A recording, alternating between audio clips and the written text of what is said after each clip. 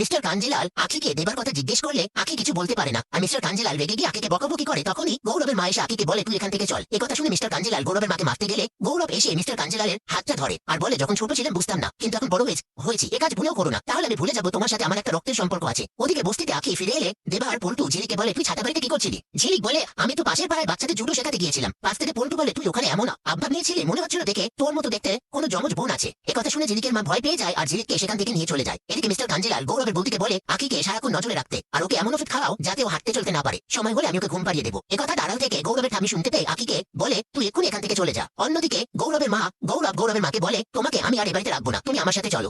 গৌরবের মা বলে আমি এখান থেকে চলে গেলে আখিকে কে দেখবে? গৌরব বলে তুমি ওই মেয়েটার জন্য এতটা স্যাক্রিফাইস কেন করবে? গৌরবের মা বলে দিনের পর দিন আমি যেভাবে অত্যাচারিত আখিও তাই হচ্ছে। ওদিকে গৌরবের ঠাম্মি আখিকে বলে তুই এক্ষুনি এখান থেকে চলে যা। আখি বলে আমি কোনোদিন বাড়ির বাইরে পা রাখিনি, আমি কোথায় যাবো? গৌরবের ঠাম্মি বলে তুই এখানে আর মরতে থাকিস না, এই বলে আখিকে বাইরে বের করে দিয়ে দরজা বন্ধ করে দেয়।